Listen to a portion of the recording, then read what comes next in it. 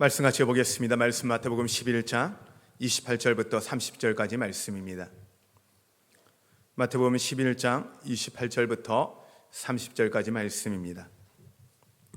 한 목소리로 같이 읽겠습니다. 수고하고 무거운 짐진 자들아 다 내게로 오라. 내가 너희를 쉬게 하리라. 나는 마음이 온유하고 겸손하니 나의 멍에를 메고 내게 배우라. 그리하면 너희 마음이 쉼을 얻으리니 이는 내 멍에는 쉽고 제 짐은 가벼움이니라 하시니라. 아멘. 할렐루야. 우리 같이 인사할까요? 여러분 지금까지 어떠셨습니까? 주님 안에서 좋았습니다. 지금은 어떠십니까? 주님 안에서 좋습니다. 앞으로 어떠실 것 같습니까? 주님 안에서 좋을 것입니다. 할렐루야. 네, 오늘 이 시간 우리 미국 라스베가스 중앙교회를 담임하고 있는 이민철 목사님 말씀을 전해 주실 텐데요. 지난주에 저희가 광고를 미리 했어야 되는데 제가 좀 광고하지 못했던 거 여러분 죄송하고요. 오늘 말씀을 나오셔서 말씀을 전해 주실 텐데 여러분 큰 은혜 받으시기를 바랍니다. 아멘. 우리 나오실 때 박수로 환영하시겠습니다.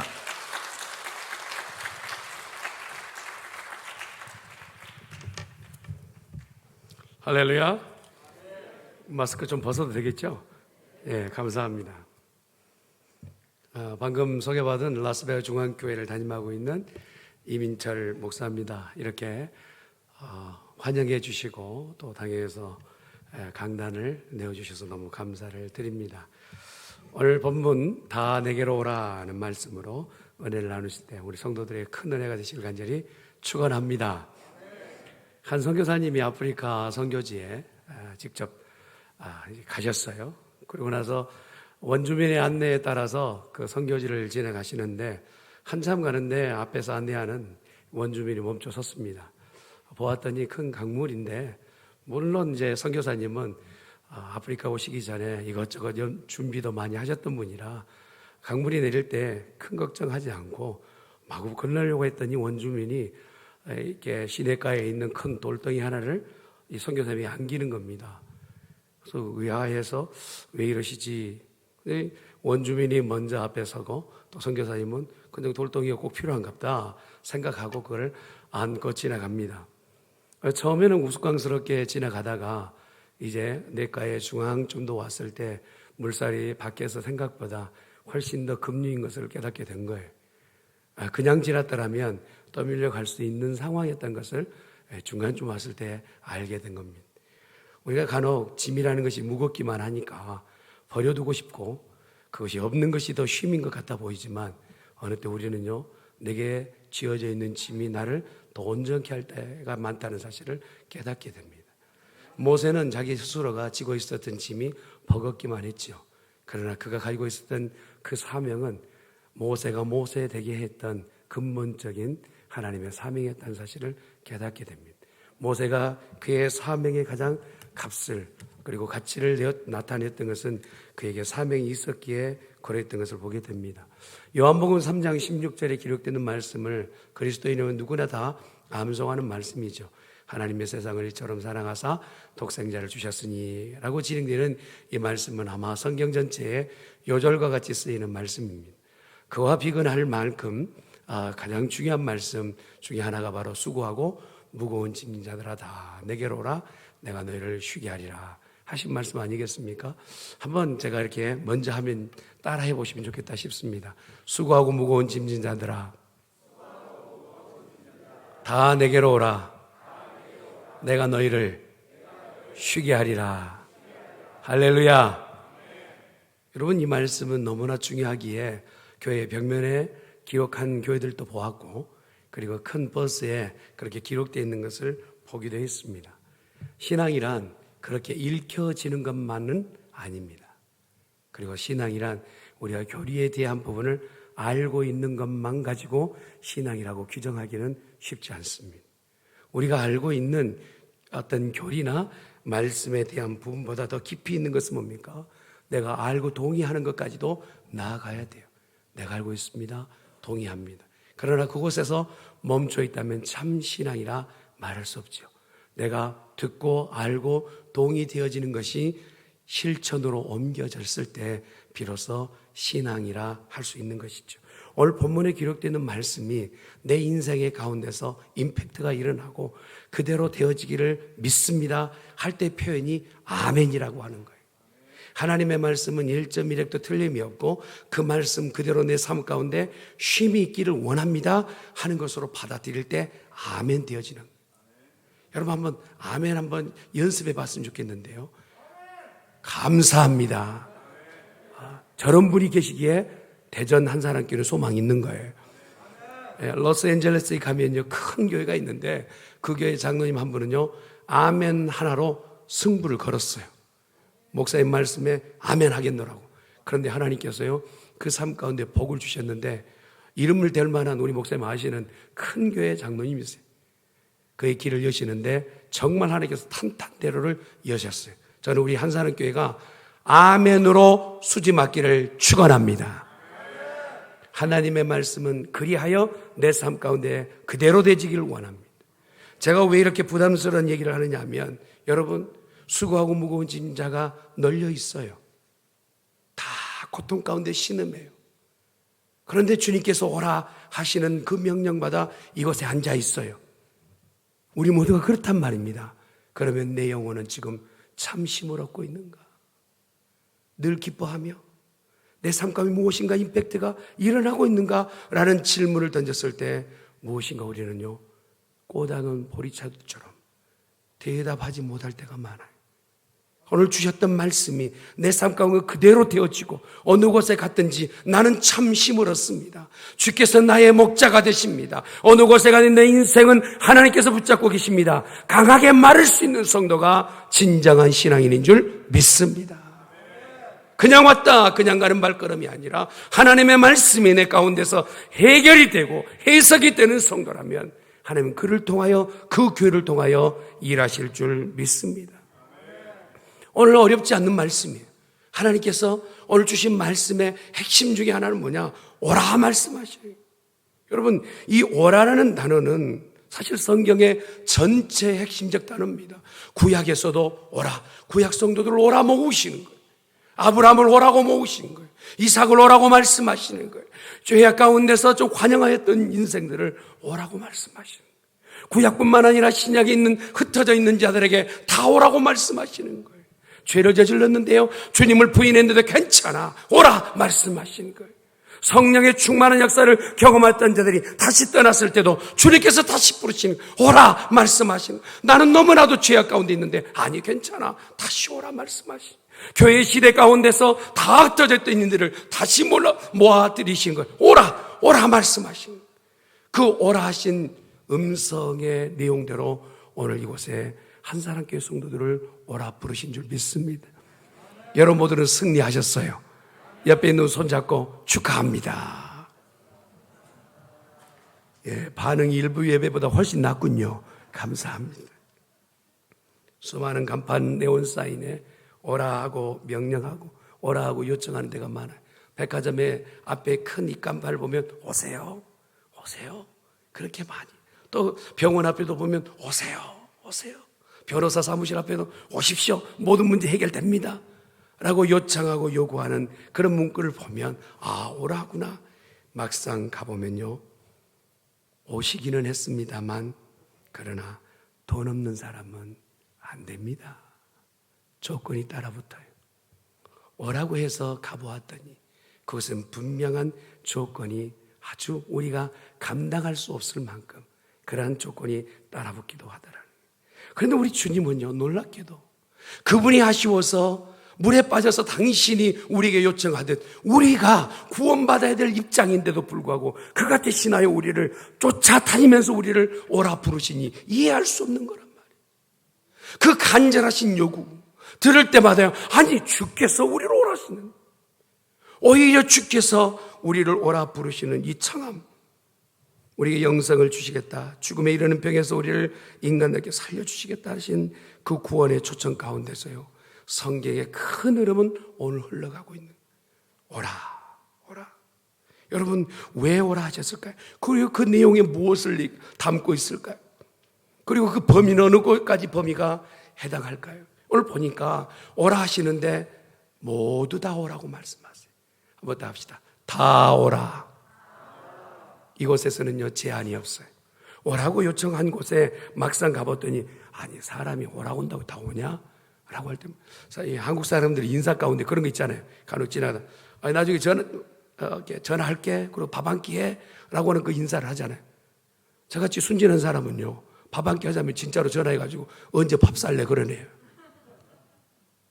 오라해서 가보았더니, 야, 오라 한다고 진짜 왔냐? 그럴 때가 많아요. 우리 가운데 제한과 일부만에 혜택되는 그런 언어의 구절이 될 수도 있다는, 인간을 구원하시기 안달려 있는 예수님께서 우리에게 오라 하실 때는 제한이 없으세요. 모두 다 오라 말씀하세요. 아무런 조건이 없기에 오늘 저와 여러분이 여기 앉아 있는 줄 믿습니다. 모르겠어요. 인물이 조건이 된다면 여러분 해당되실지 모르지만, 여러분 보세요. 제가 인물로 따져서 내돌만이가 됐습니다. 우리 조 목사님 얼마나 잘생기셨어요. 저보다 키가 한치나 더 크시고. 주여. 오라 한다고 다 가보았더니 제한이 많았던 그곳에 우리 주님께서는 오라 하시는 그곳에 가보았더니 제한이 없으세요. 품어주시는 그분. 그러면서 오늘 뭐라고 합니까? 내게로 다 오라 말씀하세요. 한번 따라 합시다. 내게로 다 오라. 여러분, 세상에 돈 많은 사람들이, 독지가들이 자기 가지고 있는 재물을 팔아가지고 연약하고 어려운 사람들 돕는 사람을 간혹 보아요. 귀한 일입니다. 그런데 그들에게서 정말 우리가 보지 못할, 그리고 또 기대할 수 없는 것은요, 각 가정에 안방문까지 열어가지고 함께 동거한다? 이건 불가능한 일이에요. 그러지 않겠습니까? 오라고는 했어요. 그러나 이쪽 방까지만 사용하세요. 그리고 이곳만 사용하세요. 이것이 보통 우리의 개념이. 그러나 우리 주님은요, 우리에게 어떤 것도 제한이 없으시고 그는 아예 우리와 함께 살겠다고 작정하셨어요. 할렐루야. 우리를 떠나지 않으시고 보내지 않으시고 어느 곳에 제한을 두지 않으시는 그분께서는 그의 삶을 우리를 위하여 다 내어놓으실 뿐만 아니라 그가 우리의 삶 가운데 들어오셔서 동고동락하시는 놀라운 역사를 허락해 주셨다는. 불쌍한 사람을 자기에게 불러놓고 어느 정도 밥을 먹이고 치료하는 데까지 가능하죠. 그러나 그 불쌍한 사람과 아예 호적까지 같이 세워놓고 너는 내 가족이다 하는 인생 찾기는 어렵단 말입니다. 그러나 우리 주님은 그러한 모습으로 우리를 불러내셨어요. 한 가지 더 보면 수고하고 무거운 짐진 자들은 다 내게로 오라 말씀하세요. 인생에 헐벗고 굶주린 인생이 얼마나 많습니까? 그리고 고통이 없는 인생이 어디 있습니까? 이 본문의 말씀만 봐도 오늘 우리에게 복음인 줄 믿습니다. 여러분, 형식적으로 주님께서 말씀하시면 수고하고 무거운 짐진 자들아 다 내게로 오라, 이것은 그냥 립서비스로 하신 말씀이 아니라 오늘 우리를 향하신 진실한 말씀인 줄 믿습니다. 또 한 가지 우리가 기억해야 될 것은, 그러면 누구를 대상으로 오늘 주님께서 오라 말씀하셨느냐? 꼭 말씀 그대로입니다. 수고하고 무거운 짐진 자들이. 인생을 사는 동안 어려움이 없는 분 어디 있으세요? 혹시 나 인생 목사님 여기까지 살아오는 동안 하나도 고심이 없습니다, 걱정이 없습니다 하신 분은 잠깐 손을 들어주세요. 없을 거예요. 어린아이들도요, 나름은 고민이 있어요. 유치원 아이들이 생각나는 단어를 써보라 하니까 어떤 아이가 이런 단어를 썼어요. 고뇌. 그러니까 유치원 선생님이 깜짝 놀래가지고 내가 많이 가르쳤구나 라고 생각한 거예요. 네가 고뇌라는 단어를 아냐? 그랬더니 얘가 더 우아하게 대답하는 거예요. 선생님, 고뇌를 모르세요? 모르겠는데 돌고뇌도 있고 물고뇌도 있는데요. 네, 수준이 못 이해하신 것 같아요. 여러분 인생에 어린아이부터 작년 1위까지 고민 없는 인생이 어디 있어요? 문제 없는 인생이 어디 있습니까? 그러나 우리 주님은요, 수고하고 무거운 짐진 자들이 해당 사항이 있다고 말씀하세요. 여러분, 나는 이만큼 사니까 별 문제 없습니다. 주님 없어도 내 인생 전혀 문제 안 돼요 하는 이가 대상이 아니에요. 주님, 내가 무슨 더 죄를 졌습니까? 매주 예배 나가고 신앙 사는데 이 정도 된다면 나는 큰 문제 없어요 하는 자가 대상이 아니란 말입니다.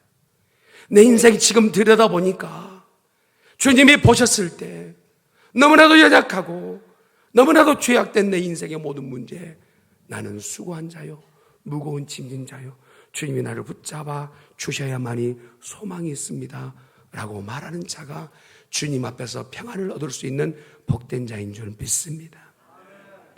예수님 우리를 부르시죠. 그리고 그 부르심 가운데는 너무나도 열정이 숨어있는, 본인이 혹시라도 한 인생이라도 찾지 못할까 봐 오늘 잃어버린 한 영혼을 찾듯이 오늘 우리에게 찾아오셔서 너 수고하고 있잖아, 너 고생하고 있잖아. 팬데믹 동안은 여러분 얼마나 고생하고 계세요. 그리고 지금 또 이렇게 어려운 가운데서 마스크를 쓰고 예배에 참여한 여러분도 얼마나 수고가 많으세요. 이런 모든 수고 앞에 주님께서 여러분과 저를 청하여 주신 줄 믿습니다. 아멘. 예수님은 오늘 우리에게 말씀한 내가 너를 쉬게 하리라. 한번 따라합시다. 내가 너를 쉬게 하리라. 무겁고 힘든 짐을 가지고 있는 이에게 한 가지 소망은요, 짐을 부려넣기를 원해. 제가 가족과 함께 이렇게 주섬주섬 짐을 싸가지고 왔는데 줄인다고 줄여도 네 가족이 오다 보니까 가방도 여러 개고 그래요. 근데요, 짐이 많으니까 몸이 이렇게 홀가분하지 않는 거예요. 움직이는데 제한을 받고 어려워요. 마음속에 주가 좀 짐 좀 맡아줬으면 좋겠다라는 생각이 몇 번 들더라고요. 우리 주님은요, 우리가 지고 있는 짐을 다 온전하게 맡으실 만한 주님이신 줄 믿습니다. 내가 너를 쉬게 하리라 말씀하세요. 세상의 의사 선생님들은요, 각기 자기의 분야가 있고 거기에 해당하지 않으면 다른 곳에 가보세요 라고 얘기해요. 그럼 우리 주님은요, 우리 각자가 불려졌을 때는 우리 인생의 모든 문제를 해결하실 수 있는 분이신 줄 믿습니다. 조금 더 들어가 보면 우리가 왜 이런 고난과 어려움과 수고가 있는가, 그리고 왜 고통 가운데 있는가 들여다봤더니 멍에를 메고 있는데 이 멍에가 맞지 않은 거예요. 여러분, 교회 오실 때 다들 신발을 신고 오셨잖아요. 맨발로 오셨군요. 네. 그런데 신발을 다 신고 오는데 아무리 값비싼 신발이라 할지라도 발에 맞지 않으면 부담스럽고 힘들어요. 값싼 신발이라 할지라도 내 발에 맞아야 된다는 거예요. 지금 인생을 살아가는 동안 열심히는 살고 있는데 무엇이 문제인지를 알지 못하고 애써 고민하고 힘겹게 살아가고 있는데 그 문제의 근원지가 어디인지를 알지 못하고 그렇게 살아가는 이에게 주님께서 말씀하십니다. 네가 메고 있는 그 멍에가 잘못되었다는, 그 멍에를 다시 한번 메라 말씀하시는데 그 멍에의 내용이 뭡니까? 예수님이 먼저 메신 멍에와 같다는. 여러분, 소풍 가서 우리가 게임을 하다 보면 2인 삼각 게임을 하잖아요. 그러니까 두 사람이 다리를 하나를 묶고 뛰려고 하면 마음 같으면 한 걸음에 되돌아올 것 같은데 반 한 점을, 근데 넘어지고 부러지잖아요. 나중에는 정말 울상 있는 얼굴들을 봐요. 마음대로 안 될 때가 많아요. 왜요? 묶여있기 때문에, 제한 가운데 있기 때문에 그래요. 주님 오늘 우리에게 말씀하실 때 멸시받는 자, 경멸받는 자, 짐승만큼 대우받기도 하고 어느 때는 자기 스스로가 숙면처럼 고통을 깨닫는 모든 이에게 주님이 말씀하세요. 너희 가지고 있는 그 모든 문제를 주님 앞에 내려놓으라 하는 거예요.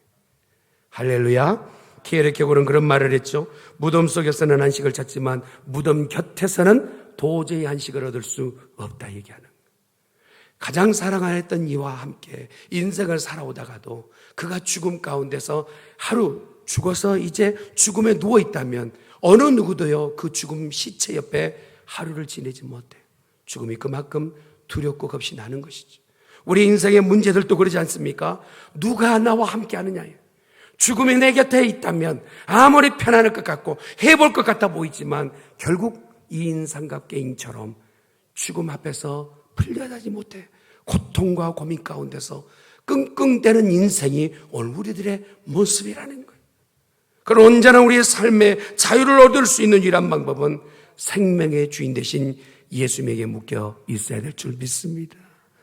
그것이 바로 오늘 당신이 메고 계신 멍에인 거예요. 예수님이 메고 계신 그 멍에를 배울 때 우리는 온전하게 살아낼 수 있는 것이죠. 수없이 교회를 들락거리면서 교회 주일을 뱀뱀 돈지만 그곳에 평안과 안식을 누리지 못하고 있다면 오늘 이곳에서 예배를 통하여 진정한 안식을 누릴 수 있는 성도가 되어야 되겠는데, 주님이 메신 멍에가 저와 여러분 가운데 이해될 수 있기를 간절히 축원합니다. 나폴레옹은요, 큰 일을 이루었죠. 그러나 유럽 정복을 앞에 놓고 워털루 전투에서 이제 실패한 이후에 세인트 헬레나 그 감옥 가운데 갇혀 있어요. 예전에 사람들 앞에서 그렇게 승승장구할 때는 많은 사람이 쫓아다녔지만 혼자 그렇게 독방에 있듯 갇혀 있을 때는 어느 누구도 사람이 찾아오지 않아요. 한 기자가 찾아와서 이제 묻습니다. 인터뷰도 하지 않다가 이제 한 사람에게 묻습니다. 한 사람이 묻습니다.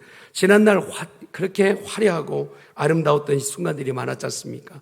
가장 행복한 시간이 언제였습니까? 라고 물었어요. 그랬더니 나폴레옹이 백발을 날리면서 눈을 지그시 감고 눈시를 적시며 이렇게 대답하네. 스위스 알프스 산맥을 넘어갈 때 말이야, 그곳에 잠시 전투가 그친 적이 있었는데 어느 날 주일 교회 종소리가 울려서 끌리듯 교회에 들어갔다가 맨 뒷자리에서 예배하는 시간, 그것이 내 인생의 최고의 안식이었고 기쁨의 시간이었네. 여러분, 이곳에 나와 앉아있는 시간, 대전 한사람교회에 앉아있는 시간이 저와 여러분에게 가장 안식된 자리가 되기를 간절히 축원합니다. 쉼을 얻는 복된 자리 되어져야 된다는 거지. 그러한 시간으로 시작되었을 때 우리의 문제는 해결될 것이고 가정의 문제는 해결될 줄 믿습니다. 그러면 근본적으로 어떻게 해야 되는가? 예수님 앞에 나아가야 돼요. 한번 따라합시다. 예수님 앞에 나아가라. 여러분, 다 내게로 오라 말씀하세요. 세상에 많은 타종교에서도요, 내게로 와야 구원이 있다라고 얘기해요. 그러나 온전한 쉼과 온전한 구원을 얻이겠느냐? 주 예수를 믿을 때 온전한 구원이 있는 줄 믿습니다. 그곳에 나아갈 때마다 진정한 쉼이 있는 것이죠. 그분을 친히 만나지 않고는 어떤 영혼도 쉼을 얻을 수 없다는 사실 앞에 우리는 고개를 끄덕여야 된다는 사실이에요. 사랑하는 성도 여러분, 우리 주님께서 먼저 말씀하세요. 내게로 오라 말씀하세요. 그러나 우리 각자는요, 주님 앞에 나왔다 할지만 우리 어떻게 예수님 앞에 나와 앉아있는지 자신이 파악이 되지 않는 거예요. 이런 자들도 있어요. 이사야에 보면 이런 말씀이 있습니다. 이 백성이 입으로는 나를 가까이 하나 그 마음은 내게서 멀리 떠나도다. 주여 주여는 해요. 교회는 들락거리기는 해요. 그러나 주님 앞에서 진정으로 주님 앞에 나와 있는지 물어보면 입으로는 주여 하지만 내 삶으로는 주와 멀리 떠나 있는 인생. 어떤 자가 진정으로 주님을 찾고 만날 수 있느냐? 요엘서 2장 12절에 보니까 울며 애통하며 마음을 다하여 주님 앞에 되돌아오는 자가 주를 만날 수 있다는 거예요. 할렐루야. 주님, 나는 죄인입니다. 나 같은 죄인이 없습니다. 나를 용서하여 주시옵소서. 날마다 눈물의 기도를 드리며 회개하는 영혼은 주님을 만날 수 있는 조건을 가진 자예요. 저는 우리 한사람교회가 주의 전에 모여들 때마다 주님, 나를 용서하여 주시옵소서, 회개의 역사가 일어나기를 예수님 이름으로 축원합니다. 그럴 때 주님이 우리를 만나 주시는 거예요. 내 무거운 짐을 덜어내어 주시겠다 말씀해 주시는 것이지. 또한 우리가 기억해야 될 것은 예수님 앞에 겸손해야 되는 거예요. 한번 따라합시다. 겸손하라. 여러분, 겸손이란 단어는 나 죽었어 그러는 거예요. 나 죽었어. 여러분, 아직 덜 죽었으니까 성도 내는 거예요. 덜 죽었으니까 지금 삐지기도 하는 거예요. 겸손한 자는 어떤 자냐? 나는 죽었고 내 안에 예수께서 살아계신다 말할 수 있는 자가 겸손한 자예요. 여러분, 겸손함의 향기가 나는 거예요. 죄송합니다. 저희 교회는요, 조그만 교회예요. 그런데 조그만 교회인데도 성도들이 얼마나 겸손한지 몰라요. 여러분, 미국에서 공학 박사 학위를 받은 분이라면 알아주는 분 아닙니까? 그런 분이 우리 교회에서는 교회 버스를 운행해요. 남의 교회라고 아멘 안 하면 안 돼요. 아니 미국에서 공학 박사 학위를 받았다니까요. 그런데도 그런 분이 나 잘났어 하는 게 아니라 버스 운행하면 할머니 할아버지를 그렇게 수발을 드는 권사님, 큰 사업을 했던 권사님은요 토요일마다 화장실 청소를, 남자 청소 여자 화장실을 밀고 쓸고 닦는 그 겸손함이요 눈에 보여지면 은혜가 되는 거예요. 아이 목사님 나도 성깔이 있지 어떻게 여자 화장실에 가가지고 그 냄새나는 일을 합니까? 여자 권사님 어떻게 남자 화장실에 가서 그렇게 닦습니까? 어떻게가 아니에요. 우리 주님은 하늘의 보좌와 권세를 버리시고 이 땅에 오셔서 죄인의 다리 발가락 사이 있는 때를 닦으시며 내가 너를 사랑한다. 그는 수치를 친히 입으심에도 불구하고 여러분 그림에서나 예수님이 그 옷을 걸치셨지 그것마저도 다 벗겨졌던 수치를 당하셨던 분이 우리 주님이세요. 교회는 어떻게 세워져야 되느냐? 교회는 어떻게 힘을 얻게 되느냐? 모든 성도가 예수님처럼 겸손하고 예수님처럼 섬기게 될 때 그 교회는 쉼이 있는 교회가 될 줄 믿습니다. 저는 한사랑교회가 그런 능력을 회복하는 교회가 되기를 예수님의 이름으로 축원합니다. 나는 아무것도 아닙니다. 나는 죽었습니다. 제가 사실은요 지금은 굉장히 가정사의 행복을 누리며 살아요. 그런데 신혼 초에는요 주위에 들었던 이들의 얘기도 있기도 해서 초반에 잘 잡아야 된다. 아내는 초반에 잘 잡아야 된다. 그 얘기로 섣불리 그렇게 고집 피우다가 젠탕 당했어요. 이제 와서야 지금 겸손을 배웠습니다. 그냥요 아내가 얘기한 대로 들어주니까 세상이 편하더라고요. 남성들이여 지혜를 얻기를 바랍니다. 한사랑교회요 섬기기만 하고 겸손하기만 해도 이 근동에 소문날 거예요. 오지 말라고 해도 교회는요 밀고 들어오게 돼 있어요. 이 교회가 부흥할 수 있다면, 이 교회가 부흥할 수 있는 유일한 길은 예수님처럼 섬기며 예수님처럼 겸손한 교회가 된다면 소문난 교회가 될 줄 믿습니다. 또한 어느 곳에서 지혜를 얻을 수 있어야 되느냐? 바로 멍에를 매라는 것. 여러분 한번 국어 시간에 졸지만 않았다면 여러분 한번 단어를 보세요. 멍에와 쉼. 어떤 상관관계가 있어요? 가까운 단어인가요? 반대인가요? 누가 봐도 반대예요. 멍에와 쉼은요 같이 갈 수 없는 거예요. 그럼에도 불구하고 멍에를 매며 쉼을 얻으라. 예수님 너무 어려워요. 그럴 수 있지만 여러분 팔레스타인 지역에서는요 소 2마리가 한 계리가 되어서 밭을 가는 거예요. 그런데 2마리가 첫 번째는 서로 분위기를 보는 거예요. 제가 센지 내가 센지 눈싸움을 하는 거예요. 그러면서요 밭 갈 생각을 하지 않는 거예요. 그래 주인이 밭을 갈려치면 먼저 해야 될 것이 철칙으로 먼저 있어요. 2 소가 싸움질을 해야 돼요. 그러고 나서 서열이 정리돼야 됩니다. 그러면 서열 정리된 다음부터는 먼저 된 형님 소가 앞에 잠깐 서는 거예요. 마음에 들지 않지만 싸움에서 졌기 때문에 뒤에 후방에서 따르는 거예요. 잠깐의 격차가 있지만 그렇게 따라가는, 내 생각은 이렇지만 먼저 져서 앞에 있는 형님 소를 따라가는. 교회 안에 멍해란 무엇을 말하느냐? 예수님 앞에 나 자신을 내려놓는 거예요. 내 고집이 있어요. 내 생각이 있어요. 그리고 예수님 앞에 아니 이거 이렇게 해야 됩니다 라고 주장할 것도 있어요. 그럼에도 불구하고 예수님 앞에 내려놓는 거예요. 그러고 나서 예수님 무엇을 원하시는지 듣겠습니다. 따라가는 그 멍에를 맨다면 그 멍에는 매기에 쉬울 뿐만 아니라 힘을 얻는 멍에가 된다는 거예요. 바로 여기서 지혜를 얻는 거예요. 우리가 멍에를 맨 것 같아 보이지만 그 멍에는 예수님께서 먼저 메고 계시고 그 멍에 곁에 우리는 곁다리로 따라만 가고 있는. 사랑하는 성도들이여, 멍에를 매되 쉼을 얻기를 예수님의 이름으로 축원합니다. 세상에 들려지지 않는 이야기, 어떻게 멍에를 매는데 쉼이 있느냐, 어떻게 십자가가 있는데 고통이 없느냐. 아니요, 그 모든 십자가는 주님이 당하셨고 수모를 당하셨기에 그 우리가 메고 있는 십자가는 영광의 광채가 나는 십자가인 줄 믿습니다.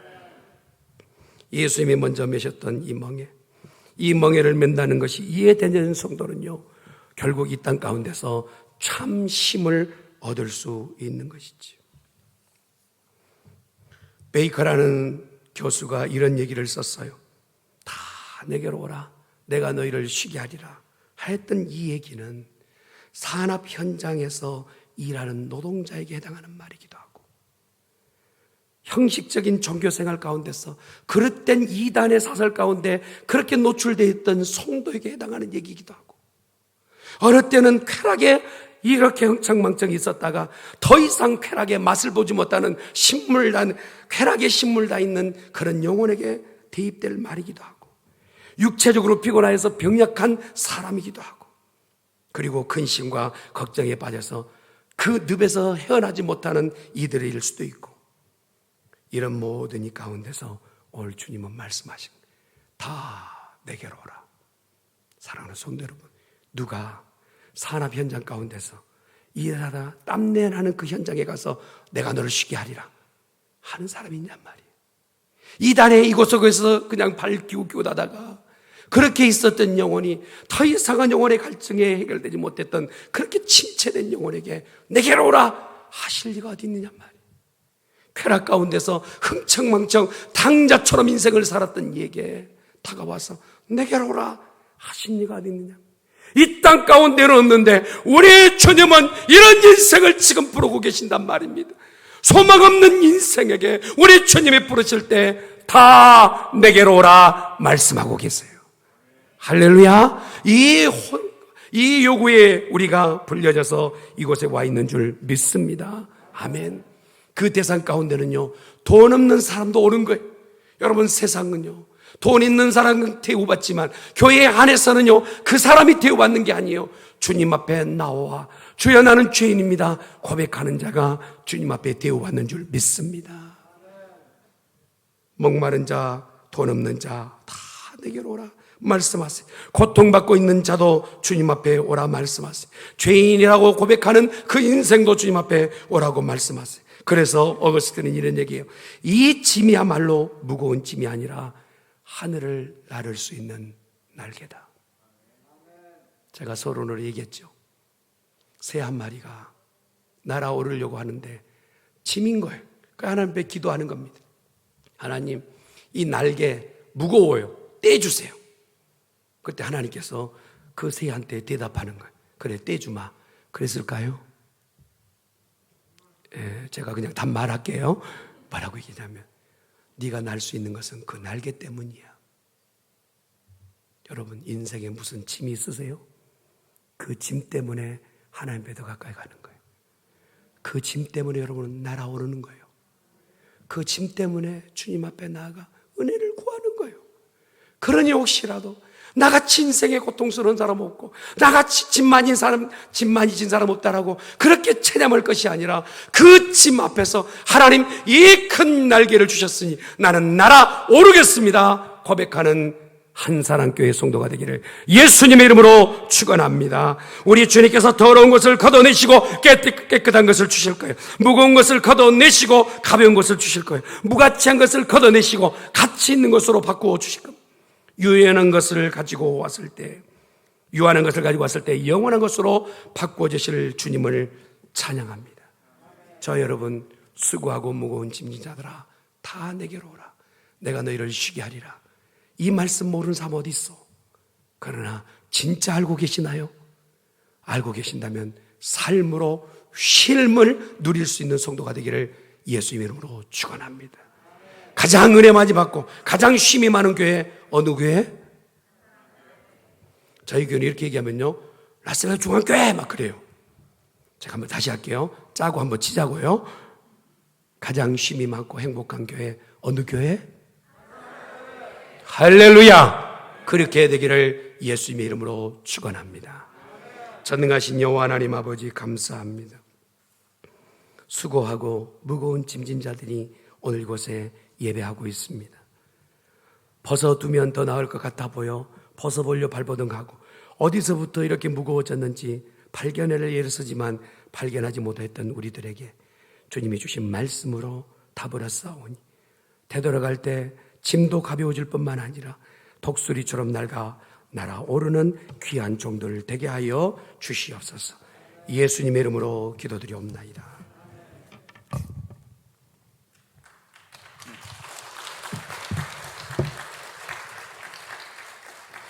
네, 할렐루야. 귀한 말씀 감사합니다. 우리 같이 찬양하고 이 말씀을 가지고 좀 기도할까요? 이 말씀의 내용처럼 우리의 삶을 하나님 앞에 좀 맡겨보실까요? 여러분의 무거운 짐들을 하나님께 좀 맡겨보시면서 우리 찬양합시다. 그리고 찬양을 통해서 하나님 주시는 은혜, 그리고 함께 기도하며 하나님 주시는 응답들을 받는 시간 되시길 바랍니다. 함께 찬양합시다.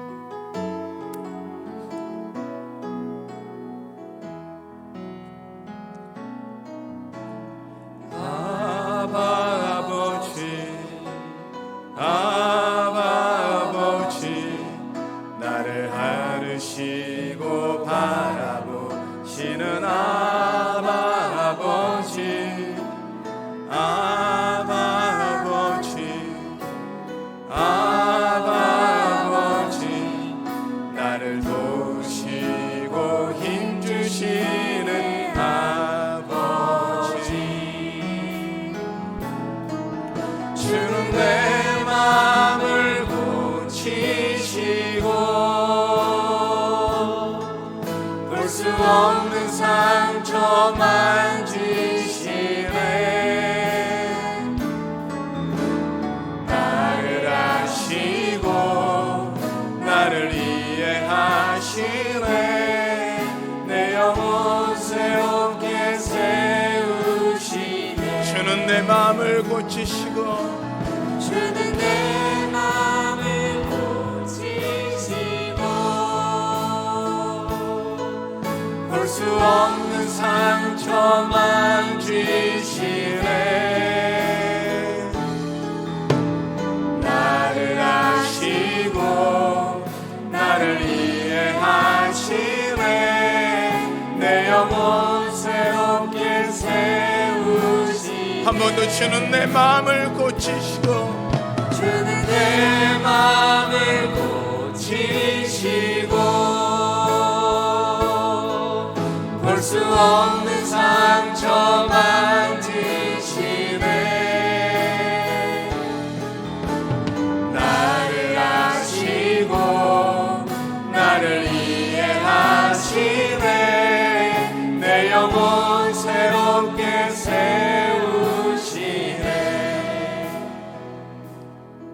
우리 함께 기도할까요? 여러분의 어떤 짐이 여러분에게 무거우십니까? 어떤 마음의 고통이 여러분을 힘들게 하십니까? 주님은 말씀하십니다. 다 가지고 오라고요. 힘을 주겠다고요. 그리고 하나님이 새로운 그 멍에를 쥐어주는데 그 멍에가 우리에게 은혜 될 거라고요. 여러분이 가지고 있는 그 모든 것, 이 시간 우리 주님 앞에 올려놓읍시다. 주님 앞에 내어놓읍시다. 하나님이 그것들을 통해서 하나님 여러분 가운데 부으실 은혜들을 기대합시다. 우리 이 시간 주님의 이름을 부르며 우리 마음을 고쳐주시고 하나님 우리를 만져주시옵소서, 우리를 안아 주시옵소서. 우리 주님의 이름을 부르며 같이 기도합니다. 기도하겠습니다. 주여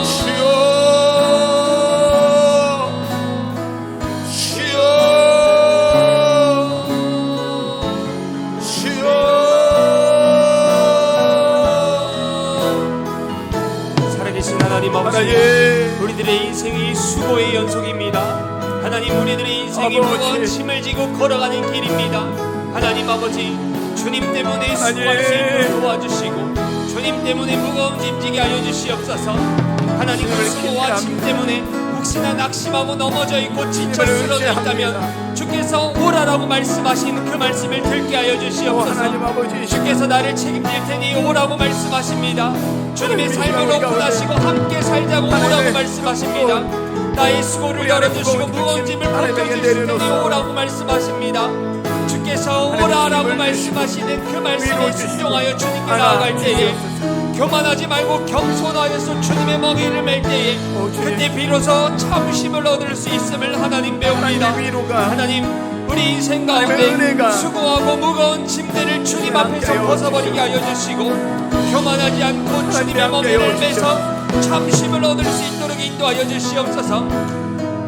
하나님 아버지, 참심을 얻는 우리에게 소망합니다. 아버지, 주님이라 주님 붙잡아 주시옵소서. 성령 하나님 도우시옵소서. 하나님 붙잡아 주시옵소서. 나를 아시고 나를 이해하시네 내 영혼 새롭게 세우시네.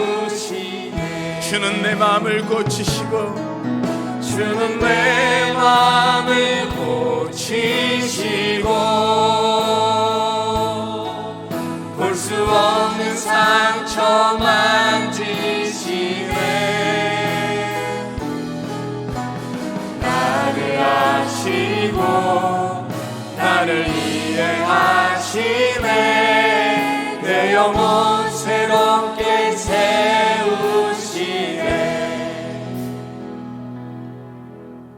하나님,